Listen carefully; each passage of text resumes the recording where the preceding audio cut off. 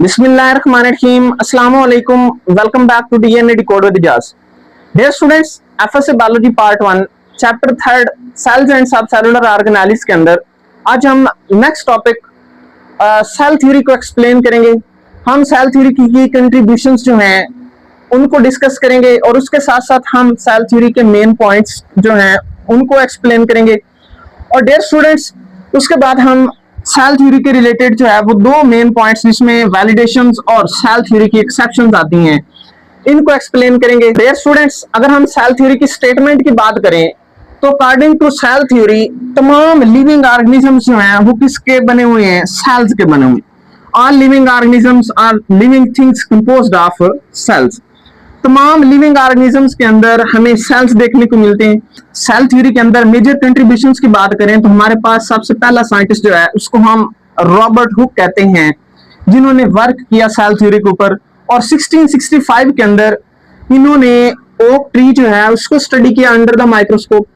और उसके बाद ही observed that the cork is made up of minute little boxes.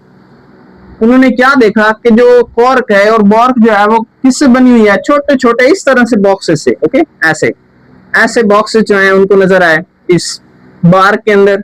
Robert Hooke ने दोबारा से उसी प्लांट के स्टेम और रूट्स के पीसेस लिए और उन पीसेस को दोबारा से अगेन से माइक्रोस्कोप के नीचे देखा तो उनको इस तरह के अगेन से जो है कंपार्टमेंट और बॉक्सेस नजर आए। और उसने उसके बाद कंक्लूड किया कि तमाम पार्ट्स जो हैं प्लांट्स के वो किसके बने हुए हैं? कंपार्टमेंट्स के बने हुए हैं। इस तरह से छोटे छोटे बॉक्सेस से बने हुए हैं।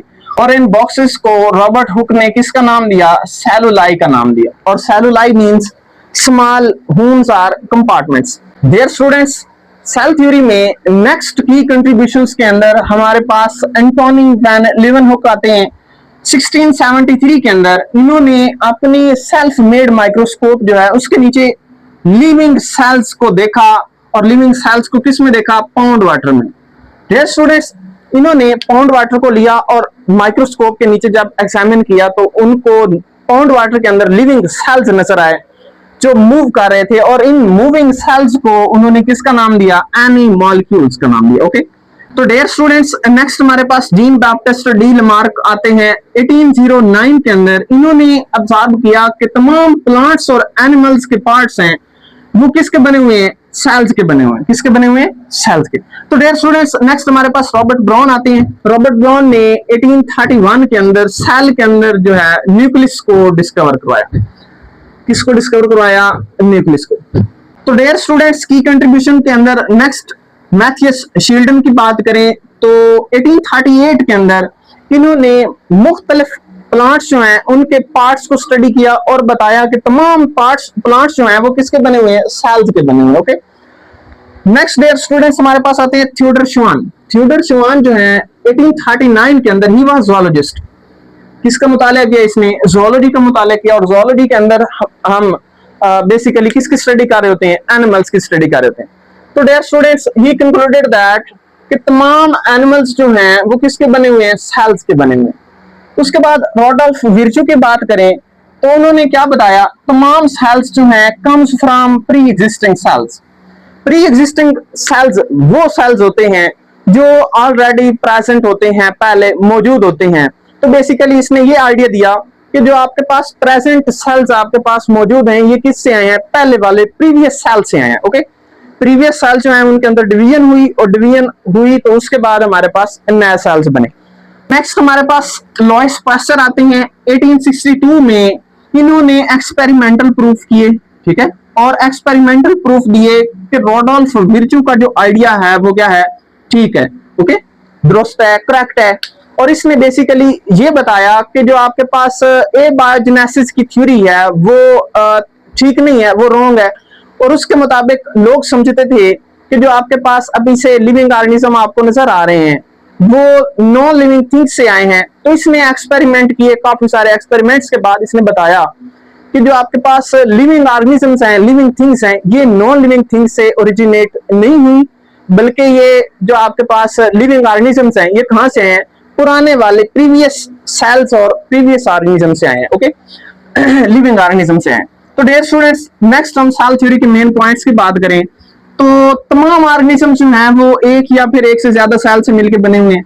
अगर हम वन सेल्स की बात करें तो उसमें हमारे पास यूनिसेलुलर ऑर्गेनिज्म आते हैं, और यूनिसेलुलर में हमारे पास जो है यूनिसेलुलर यूकैरियोटिक ऑर्गेनिजम्स, और इसके बाद प्रोकैरियोटिक सेल्स आते हैं, बैक्टीरियल सेल्स आते हैं, और मोर सेल्स में हमारे पास मल्टी सेलुलर ऑर्गेनिजम्स आते हैं such as plants and animals. उसके बाद next cells comes only from the division in the pre existing cells. ये बेसिकली जो पॉइंट है ये कहां से लिया गया, रुडोल्फ विर्चो से लिया गया। ओके, इसने क्या कहा कि जो आपके पास प्रेजेंट सेल्स हैं वो कहां से है, प्री एग्जिस्टिंग सेल्स से आए हैं। ओके, तो डियर स्टूडेंट्स कौन से प्रोसेस से आए हैं, डिवीजन से। ठीक है, पुराने वाले सेल्स के अंदर डिवीजन हुई और उन डिवीजन की वजह से जो है वो नेक्स्ट नए सेल्स बने। डियर स्टूडेंट्स नेक्स्ट हम सेल थ्योरी के अंदर वैलिडेशंस ऑफ सेल थ्योरी को देखेंगे। अगर हम वैलिडेशंस ऑफ सेल थ्योरी की बात करें तो हमारे पास यहाँ पे कुछ मेन पॉइंट्स हैं जिनकी वजह से हम सेल थ्योरी को वैलिड समझते हैं। तो उनमें पहला पॉइंट हमारे पास है माइक्रोस्कोपिक ऑब्जर्वेशंस। तो डियर स्टूडेंट्स माइक्रोस्कोपिक ऑब्जर्वेशन में हमारे पास लाइट और इलेक्ट्रॉन माइक्रोस्कोप की मदद से हम डायरेक्टली क्या देख सकते हैं, स्ट्रक्चर ऑफ सेल्स, सेल के स्ट्रक्चर को देख सकते हैं। उसके बाद जब हम स्ट्रक्चर ऑफ सेल्स को डायरेक्टली जो है वो उसको स्टडी कर सकते हैं तो ये हमें एक खास किस्म की क्लियर एविडेंस मिलती है कि लिविंग ऑर्गेनिज्म जो है वो किसके बने हुए हैं, सेल्स के बने हुए। ठीक है, तो नेक्स्ट हमारे पास dear students cell replication studies. अगर हम सेल रेप्लिकेशन स्टडी की बात करें तो यहाँ पे ये साइंटिस्ट को हेल्प करता है to observe how cells divide and form new cells. Cells जो हैं वो कैसे प्रीवियस सेल्स डिवाइड करके जो है वो नए सेल्स बनाते हैं। Experiments observe that all sales comes from pre existing sales. तमाम सेल्स जो हैं वो पहले वाले सेल्स से, प्रीवियस सेल्स से जो है ओरिजिनेट हुए डिवीजन के प्रोसेस से। तो उसके बाद स्टूडेंट्स नेक्स्ट हमारे पास है जेनेटिक एनालिसिस। अगर हम जेनेटिक एनालिसिस की बात करें तो genetic analysis shows that all cells have common genetic material and similar metabolic pathways. अगर हमारे पास सेल्स के अंदर जेनेटिक मटेरियल सेम है और मेटाबॉलिक रिएक्शंस हो रहे हैं तमाम सेल्स में, तमाम ऑर्गेनिजम्स के अंदर, तो इट मींस दैट कि सेल्स जो हैं, तमाम लाइफ जो है, तमाम ऑर्गेनिजम्स जो हैं उनके अंदर अगर सेल्स हैं तो हम ये कह सकते हैं कि सेल्स जो है ये फंडामेंटल यूनिट है लाइफ का। ओके, तो dear students validations of cell theory में नेक्स्ट हमारे पास point experimental studies. Experimental study में डियर स्टूडेंट्स एक्सपेरिमेंट किए जाते हैं सेल्स के ऊपर और टिश्यूज के ऊपर कि वो किस तरह से आगे रिप्रोड्यूस करते हैं, एक सेल से ज्यादा सेल्स बनाते हैं। और बेसिकली ये एक्सपेरिमेंट जो है ये प्रिंसिपल्स ऑफ सेल थ्योरी को सपोर्ट करते हैं, वैलिडेट करते हैं। तो dear students exceptions of cell theory जो है ये हम अगले लेक्चर में एक्सप्लेन करेंगे। आज का टॉपिक हमारा कंप्लीट हुआ, नेक्स्ट हम इंशाल्लाह अगले लेक्चर में मिलेंगे। अल्लाह हाफिज, टेक केयर।